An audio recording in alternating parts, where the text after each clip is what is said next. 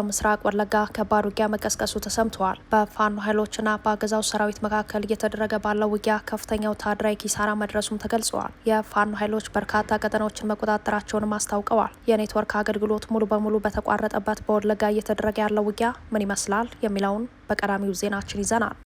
ብልጽግናው የህወሓትን አርሚ 26 ታሪክ አድርጌዋለሁ ብለዋል። በራያ ቀጠና ከፍተኛ ወታደራዊ እንቅስቃሴ እየተደረገ ባለበት በዚህ ወቅት ብልጽግናው መርዋ ላይ የሰው አልባ አውሮፕላን ጥቃት መፈጸሙ ተረጋግጧል። በ3 ቦታዎች የተፈጸሙ ጥቃቶችን በተመለከተ እንዲሁም በአካባቢው የገቡ ዘመናዊ መሳሪያዎችን የሚቃኘው ሌላኛው ዜናችን ነው።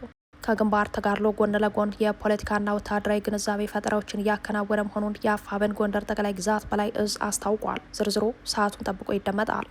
ከአቅሜ በላይ ሆኗል። ጄኔራሉ በባህር ዳር ከተማ በተደረገ ስብሰባ ተቃውሞ የገጠማቸው ጄኔራሉ ለአለቆቻቸው ሪፖርት ማቅረባቸው ተሰምተዋል። ኮማንደሩም መድረክ ረግጠው ወጥተዋል። በባህር ዳር የሆነው ምንድን ነው የሚለው አብራችሁን ስትቆዩ የምትሰሙት ሌላኛው ዜናችን ነው። ከውጭ ኢራን ጥቃቷን አላቆመችም ሲል ድርጅቱ ክስ አቅርቧል። የሆርሙዝ ወሽመጥ እንደተዘጋ የመቀጠሉ ጉዳይ እየተረጋገጠ መጥቷል። ኢራን ያስቀመጠችው ቅድመ ሁኔታም ለዋሽንግተን ሌላ ፈተና ሆኖባታል ተብሏል። ሰላም ጤና ስጥልን። በዓለም ዙሪያ የምትገኙ የጣና ሳተላይት ቴሌቪዥን ተከታታዮች ለነሐሴ 4 ያዘጋጀናቸው ወቅታዊና ያልተሰሙ መረጃዎች ከዚህ ሰዓት ጀምረው ወደ እናንተ ይቀርባሉ። አብራችሁን ቆዩ።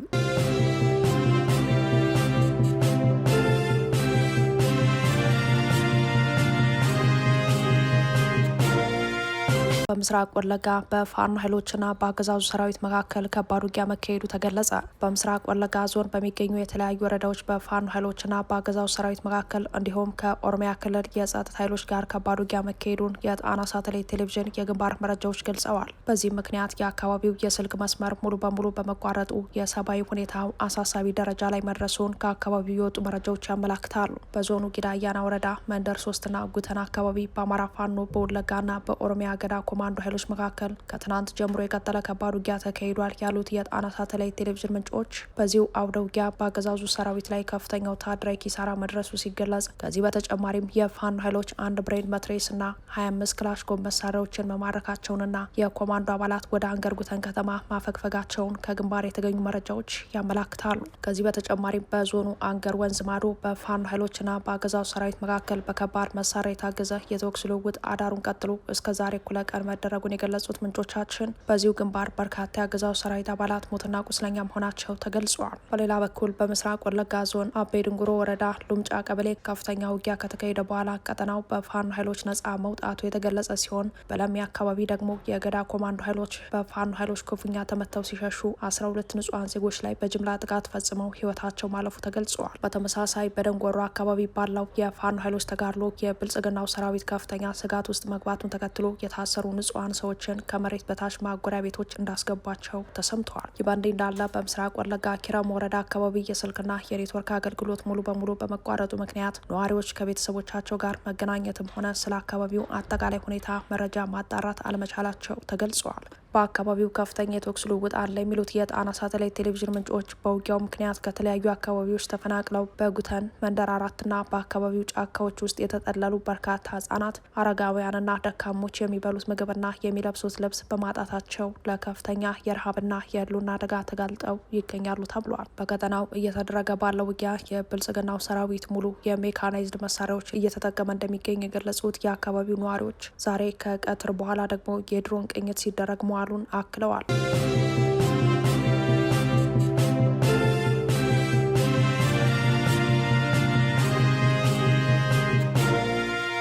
ብልጽግናው በራያ ግንባር በሚገኘው የህወሓት ታጣቂ ቡድን ላይ ተከታታይ የድሮን ድብደባዎች መፈጸሙ ተገለጸ። ከትናንት ጀምሮ በከባድ መሳሪያ የታገዘ ድብደባ ሲፈጸምበት የነበረው የራያ ቀጠና ዛሬም በከፍተኛ ውጥረት ውስጥ መቀጠሉን የጣና ሳተላይት ቴሌቪዥን ምንጮች ከስፍራው በላኩት መረጃ ገልጸዋል። እንደ ምንጮቻችን ገለጻ ዛሬ ነሐሴ 4 ቀን 2018 ከማለዳው 1 ሰዓት ከ45 ጀምሮ በራያ አላማጣ ወረዳ መረዋ ቀበሌ ተከታታይ የድሮን ጥቃቶች መፈጸማቸውንና በህወሓት ታጣቂዎች ላይም ከፍተኛ ጉዳት መድረሱን አስታውቀዋል። በአካባቢው በአካባቢው ከፍተኛ የድሮን ስምሪት መኖሩን የገለጹት የዓይን እማኞች ከድሮን ጥቃቱ በኋላ በሜካናይዝድ የታገዘ ድብደባ መቀጠሉን አክለዋል። የብልጽግናው አየር ኃይል ጥቃቱን የፈጸመው በመርዋ ሁለተኛ ደረጃ ትምህርት ቤት ውስጥ፣ በችግኝ ጣቢያ እንዲሁም በቤተ ክርስቲያን አቅራቢያ በሚገኝ ትልቅ ዛፍ ስር በ3 የተለያዩ ቦታዎች ላይ ነው ተብሏል። ምንጮቻችን አክለውም የድሮን ጥቃቶቹ የተፈጸሙት በአካባቢው ስምሪት ላይ በሚገኘው የህወሓት አርሚ 26 የእግረኛ አባላት በተለይም ኮር 3 ሀይሎም አሪያ ክፍለ ጦር ላይ ነው ብለዋል። በዚህ ኃይል ላይ ከፍተኛ ጉዳት ሳይደርስ እንዳልቀረ የገለጹት የጣና ሳተላይት ቴሌቪዥን ምንጮች እስካሁን የደረሰው ወታደራዊ ጉዳት በዝርዝር አልታወቀም ነው የተባለው።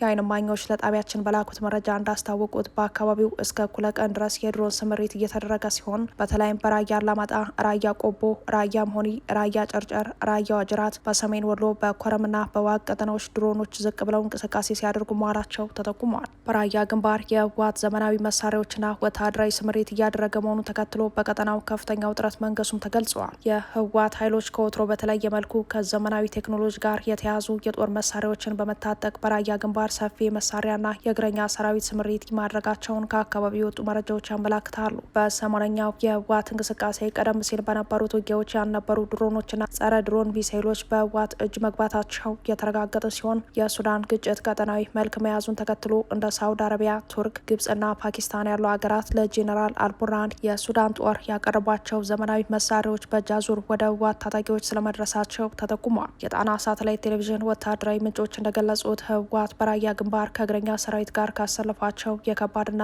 የሜካናይዝድ መሳሪያዎች መካከል የተለያዩ የከባድ መሳሪያ ታንኮች፣ የታጠቁ የብርሃን ተሽከርካሪዎችና በከፍተኛ ጥንቃቄ በአየር ኃይል ስር የተመደቡ የቴክኖሎጂ ጸረ ድሮን መሳሪያዎች እንዲሁም ሌሎችም መድፍና ሮኬቶች በተለይም የ155 ሚሜ፣ 130 ሚሜ እና 122 ሚሜ ከባድ መድፎች እንዲሁም ቢኤም 21 እና የ107 ሚሜ ሮኬት ማስወንጨፊያዎች እንደሚገኙ ተረጋግጧል። ከዚህ በተጨማሪም ህወሓት የጸረ አውሮፕላንና የሞርተር ኃይል እያሰለፈ ሲሆን በርካታ የዙ 23 እና የዙ 37 ጸረ አውሮፕላን መሳሪያዎች፣ የተለያዩ የ120 ሚሜ እና የ82 ሚሜ ሞርተሮች፣ የጸረ ታንክ ሲ8 መሳሪያዎች እንዲሁም ማልቱትጋ የተሰኙ ዘመናዊ የጸረ ታንክ ሚሳይሎች በራያ ግንባር የገቡ መሳሪያዎች ናቸው። ይህ በራያ ግንባር የተደረገው ሰፊ የመሳሪያዎችና የእግረኛ ሰራዊት ስምሪት በአካባቢው ላይ ከፍተኛ ወታደራዊ ውጥረት ደቅኗል ተብሏል። በሌላ በኩል ብልጽግናው ከወልዲያ እስከ ዋጃ ባለው መስመርና በአፋር በኩል ከፍተኛ የኃይል ክምችት እያደረገ እንደሚገኝ ተገልጿል።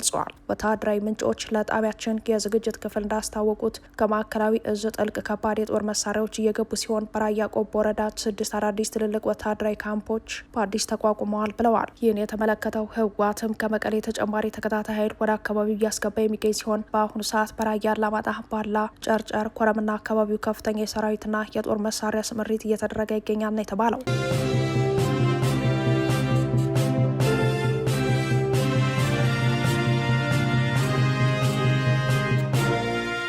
የአማራ ፋኖ ብሔራዊ ንቅናቄ ጎንደር ጠቅላይ ግዛት በላይ እዝ ከወታደራዊ ግዳጆች ጎን ለጎን የተሳካ ህዝባዊ ውይይቶችን እያደረገ መሆኑን አስታወቀ። የአፋብን ጎንደር ጠቅላይ ግዛት በላይ እዝ የህዝብ ግንኙነት መምሪያ ዛሬ ነሐሴ 4 ባወጣው መረጃ እንዳስታወቀው ሁሉም የእዙ ከፍተኛ አመራር በቅርቡ ከተካሄደው የአንድነት ምስረታ ማግስት ጀምሮ በስምሪት ላይ የሚገኝ ሲሆን ከወቅታዊ ወታደራዊ ግዳጆች ጎን ለጎን በሁሉም ቀጠናዎች ከህዝብ ጋር የሚደረጉ ውይይቶችን አጠናክሮ ቀጥሏል ብሏል። የእዙ ስራ አስፈጻሚ በሁሉም ቀጠናዎች ውይይቶችን እያካሄደ ይገኛል ያለው የህዝብ ግንኙነት መምሪያው ውይይቶቹ በዋናነት ያተኮሩት ለጎንደር አንድነት የተከፈለውን ውድ ዋጋ ለህዝባችንና ለሰራዊታችን ግልጽ ስለማድረግ የህዝብ ግንኙነት ስራዎችን ለማስፋት ያለመና በፖለቲካ መር ትጥቅ ትግል ውስጥ የህዝባችን ሚና ምን መምሰል አለበት በሚሉ አንኳር ነጥቦች ላይ ነው ብሏል። የእዙ የህዝብ ግንኙነት መምሪያ አክሎም በደቡባዊ ጎንደር በእብናት ወረዳ ወርጋጃ ላይ በተካሄደው መድረክ የእዙ ዘመቻ መምሪያ ኃላፊ አርበኛ ተሾማ አበባውና ሌሎች የእዙ የክፍለ ጦር አመራሮች በተገኙበት እዙ አንድነቱን ለማምጣት የደረሰበትን ውጤት የሰራዊቱንና የህዝባችን ሁለንተናዊ ትስስር ለማይቀረው የአሸናፊነት ጉዞ የአንድነታችን ብስራት የውዴታ ግዴታ መሆኑን ህዝባችን ባለፉት 3 ዓመታት ላደረገው አይተኪ ድጋፍን በተመለከተ ለተሳታፊዎች ማብራሪያ ሰጥቶበታል ሲል ገልጿል። ከዚህ በተጨማሪም በመድረኩ የወደፊት ወታደራዊ ግዳጆችና ህዝባዊ በሆኑ የጋራ አቅጣጫዎች ላይ ጥልቅ ውይይት መደረጉን የገለጸው የህዝብ ግንኙነት መምሪያው በተለይም የአንድነትንና የመተባበርን አስፈላጊነት የተቀናጀ ህዝባዊ ድጋፍን ማጠናከር እንደሚገባ እንዲሁም ጠንካራ ህዝባዊ ብሔራዊ ወገንተኝነት ያለው ጦር በመገንባት ሂደት ዙሪያ ባሉ ዋና ዋና ነጥቦች ላይ የጋራ መግባባት ላይ ተደርሶ መድረኩ በስኬት ተጠናቋል ብለዋል። በተመሳሳይ ዜና በዚሁ በደቡባዊ ጎንደር ቀጠና የሚንቀሳቀሰው የአፋብን ጎንደር ጠቅላይ ግዛት በላይ እዝ የሜጀር ጀኔራል ውባንታ ባተ ኮር 23ኛ ነበልባሉ ወገራ ክፍለ ጦር ከእግረኛ ሰራዊቱ ጋር ጥልቅ ግምገማ በማድረግ ክፍት በነበሩ የክፍለ ጦር ስራ አስፈጻሚዎችን ማሟላቱን አስታውቋል። የእዙ የህዝብ ግንኙነት መምሪያ ግምገማውን አስመልክቶ ለጣና ሳተላይት ቴሌቪዥን በላከው መረጃ እንዳስታወቀው ክፍለ ጦሩ ከተደራጀበት ጊዜ ጀምሮ ራሱን እንደ ንስር እያደሰ የመጣና በአደረጃጀትም ጊዜውን የዋጀ ወታደራዊ አደረጃጀትን ጠብቆ በመደራጀት በቀጠናው አርአያ የሆነ መዋቅር መሆኑን ጠቅሷል። ክፍለ ጦሩ ከዚህ በፊት ከብልጽግናው ሰራዊት ጋር በተደረገ የፊት ለፊት ውጊያ መስዋዕትነት በከፈለው በአርበኛ ሰለሞን ጋሻው እየተመራ በሬጅመንትና በሻምበል ተደራጅቶ ሲታገል የቆየ እንደነበር ያስታወሰው የህዝብ ግንኙነት መምሪያው ዋና ሰብሳቢው መሰዋቱን ተከትሎ በምክትል መሪው በአርበኛ ይበልጣል ጣፈጠ ሲመራ ቆይቷል ብለዋል። ስለሆነም የአርበኛ ሰለሞን ጋሻውን ቦታ ጨምሮ ሌሎች ክፍት የስራ መደቦች በህግና ስርዓት መተካካት አስፈላጊ ሆኖ በመገኘቱ የኮርና የሬጅመንት አመራሮች በጋራ በመሆን ጥልቅ ግምገማና ተሃድሶ በማድረግ ክፍለ ጦሩን ሊመራ የሚችል መሪ ካሉት መሪዎች በማወዳደር ባሉት ክፍት ቦታዎች ላይ እንዲሟላ አድርጓል ተብሏል። በዚህም የክፍለ ጦሩን ዋና አርበኛ አዱን ወርቄ አድርጎ መምረጡ የተገለጸ ሲሆን ሌሎች የመረጃና ደህንነት፣ የህግ መምሪያና የሰው ሀብት አስተዳደር ስራ አስፈጻሚዎችም ተካተዋል ነው የተባለው። በኃላፊነት የተመደቡ የስራ ኃላፊዎችም በሰራዊቱና በክፍለ ጦሩ አመራሩ ፊት ቀርበው የአማራ ህዝብ ከብልጽግናው አገዛዝ ነጻ እስከሚወጣ ድረስ በቅንነት በታማኝነትና ለተሰዉ ጓዶቻቸው ክብር ሲሉ እስከ መጨረሻው የአሸናፊነት ጉዞ እንደሚታገሉ ቃለ መሐላ ፈጽመዋል ተብሏል። በመዋቅር ሂደቱ መጨረሻ የአፋብን ጎንደር ጠቅላይ ግዛት በላይ እዝ የህግና ስነ ምግባር መምሪያ ኃላፊ አርበኛ ማሩ ቢተው፣ የሜጀር ጀኔራል ውባንታ ባተ ኮር ዋና ሰብሳቢ አርበኛ መኑ አለማንተና ሌሎች የኮርና የእዝ አመራሮች ንግግር ያደረጉ ሲሆን ስለተሰጣቸው ወታደራዊና ህዝባዊ ኃላፊነት ያለምንም መድሎ ለሰራዊታቸውና ህዝባቸው ክብር ሰጥተው የአመራርነት ሚናቸው እንዲወጡ አስገንዝበዋል ሲል የአፋብን ጎንደር ጠቅላይ ግዛት በላይ እዝ የህዝብ ግንኙነት መምሪያ በላከው መረጃ አስታውቋል።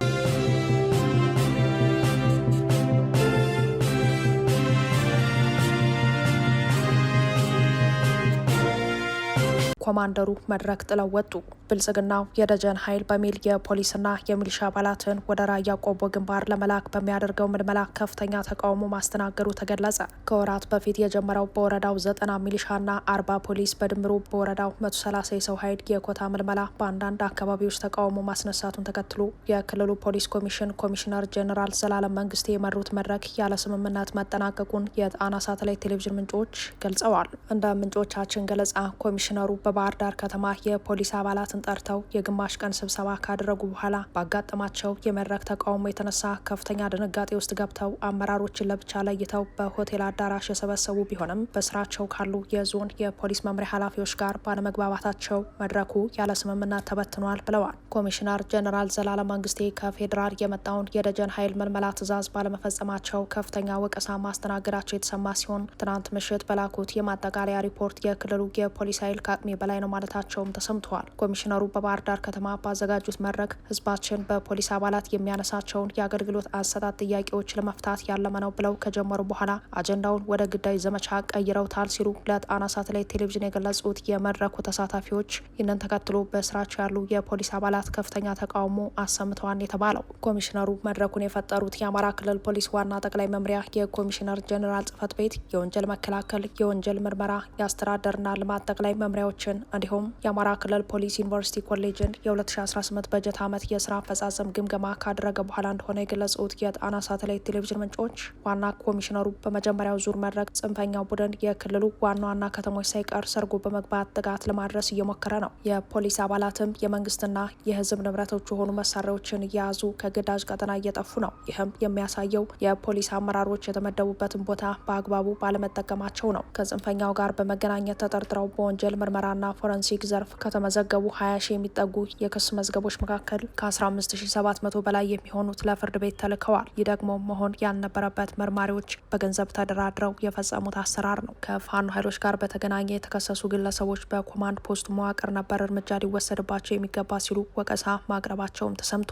በመድረኩ የማዕከላዊ ጎንደር፣ የምስራቅ ጎጃም እንዲሁም የደብረ ብርሃንና የኮምቦልቻ ከተማ ፖሊስ መምሪያ አዛዦች የ2018 በጀት ዓመት ሪፖርት ያቀረቡ ሲሆን ሪፖርቱን የተመለከቱት ኮሚሽነር ጄኔራል ዘላለም መንግስቴ የፖሊስ ሰራዊቱ የአካባቢውን ሰላም ዘላቂ ለማድረግና የህዝብን ደህንነት በአስተማማኝ ሁኔታ ከመጠበቅ ይልቅ ከፍተኛ የህይወትና የአካል መስዋዕትነት እየተከፈለ ባለበት ሰራዊቱ የተጣለበትን የህዝብና የሀገር አደራ በግንባር ቀደምትነት እንዳይወጣ መሰናክል እየሆናችሁት ነው ሲሉ ወርፏቸዋል ሲሉ በመድረኩ የነበሩ የጣና ሳተላይት ቴሌቪዥን ምንጮች ገልጸዋል። በበጀት ዓመቱ መጀመሪያ ከሁሉም የፖሊስ ሰራዊት ጋር የሪፎርም አስፈላጊነት ላይ መተማመን ተደርሶ የነበረ ቢሆንም ክልሉ የገጠመውን የጸጥታ ችግር እንደ መልካም አጋጣሚ በመውሰድ የህዝቡን ሰላምና ደህንነት ከማረጋገጥ ይልቅ በሁሉም ዞኖች የተመደቡ አመራሮች በመሳሪያ ዝውውርና በከባድ የሙስና ወንጀል ተሰማርተዋል ሲሉ ወቀሳ አቅርቧል የተባለው የክልሉ መንግስት አስፈላጊውን ድጋፍ እያደረገ ነበር ያሉት ኮሚሽነር ጀኔራሉ ሁሉም ስትራቴጂክ አመራሮች ቢሮ ላይ ብቻ በመሆን የግል ጥቅማቸውን ከማስከበር የዘለለ እስከ ታችኛው ሰራዊቱ ድረስ በመውረድ ድጋፍ አልተደረገም ሲሉ ትችት መሰንዘራቸውም ተሰምተዋል። በዚህ የተነሳ በመድረኩ አለመግባባት መፈጠሩን የገለጹት ምንጮቻችን ዋና ኮሚሽነሩ የዞንና የከተማ አስተዳደር ፖሊስ አዛዦችን በሆቴል አዳራሽ ሰብስበው እንደነበረ አስታውቀዋል። በዚህ መድረክ ዋና አዛዡ የደጀን ኃይል ምልመላ አፈጻጸምን በተመለከተ ባቀረቡት ግምገማ ምክንያት የደቡብ ወሎና የምዕራብ ጎጃም ዞኖች የፖሊስ አዛዦች ከፍተኛ ወቀሳ ቀርቦባቸዋል ተብሏል። ከ2 ሳምንት በፊት የፖሊስ አባላትን መልምለው ወደ ቆቦ ግንባር እንዲልኩ የታዘዙት የምዕራብ ጎጃም ዞን የፖሊስ አዛዥ ኮማንደር ተሾመ ብዙ መልምለው ከላኳቸው 7 አውቶቡስ የፖሊስ አባላት መካከል በአንዱ ተሽከርካሪ የነበሩ የፖሊስ አባላት ወደ ብር ሸለቆ ወታደራዊ ካምፕ ሲቃረቡ መጥፋታቸው ይታወሳል። ጉዳዩ በትናንት ምሽቱ መድረክ ስለመነሳቱ የገለጹት ምንጮቻችን በተለይም ከግዳጅ ቀጠና የጠፉ የፖሊስ አባላት በፍኖተ ሰላም ከተማ በስራ ላይ እንደሚገኙ መረጋገጡን ተከትሎ ነው ኮማንደር ተሾመ ብዙ ወቀሳ የቀረበባቸው። እንደ ምንጮቻችን ገለጻ መድረኩን እየመሩ የነበሩት ኮሚሽነር ዘላለም መንግስቴና ኮማንደር ተሾመ ብዙ ዱላ ቀረሽ ክርክር ውስጥ መግባታቸውን ተከትሎ ስብሰባው መበተኑ ታውቋል። የምዕራብ ጎጃም ዞን ዋና የፖሊስ አዛዥ የሆኑት ኮማንደር ተሾመ መድረኩን ጥለው መውጣታቸውን ተከትሎ ያለ ስምምነት የተጠናቀቀ ሲሆን ዋና ኮሚሽነሩ የክልሉ የጸጥታ ሁኔታ ከአቅሜ በላይ ሆኖብኛል የሚል ሪፖርት ማቅረባቸው ተሰምተዋል።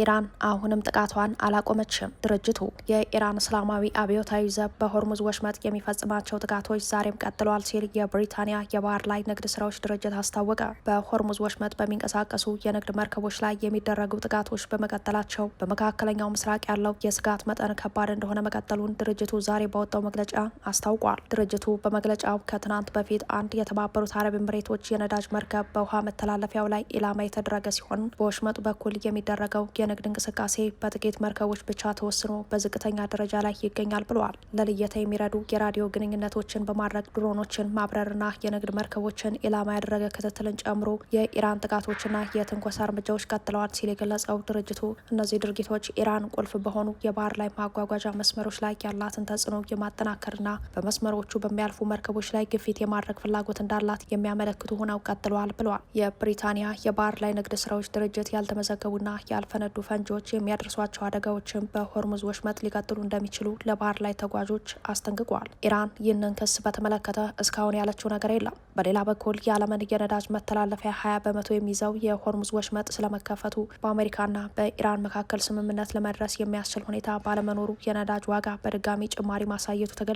አሜሪካ ይህንን በተመለከተ በፕሬዝዳንቷ በኩል የባህር ላይ መተላለፊያ ያለምንም ቅድመ ሁኔታ እንዲከፈት ጥያቄ ብታቀርብም ኢራን ግን ከዚህ በፊት መሟላት ያለባቸው 6 ጉዳዮችን አቅርባለች። ሮይተርስ ዛሬ እንደዘገበው በእስያ ገበያ ላይ የብሬንት ድፍድፍ ነዳጅ ዋጋ ከነበረው ላይ በበርሜል $1 የሚጠጋ ጭማሪ አሳይቷል ብሏል። አሜሪካ በኢራን ላይ የምትፈጽመውን ጥቃት ተከትሎ ኢራን በሆርሙዝ ወሽመጥ ላይ ቁጥጥር በማድረግ ጥቃቶችን በመፈጸሟ የመርከቦች እንቅስቃሴ ሙሉ በሙሉና በከፊል ተገቶ መቆየቱ ይታወሳል።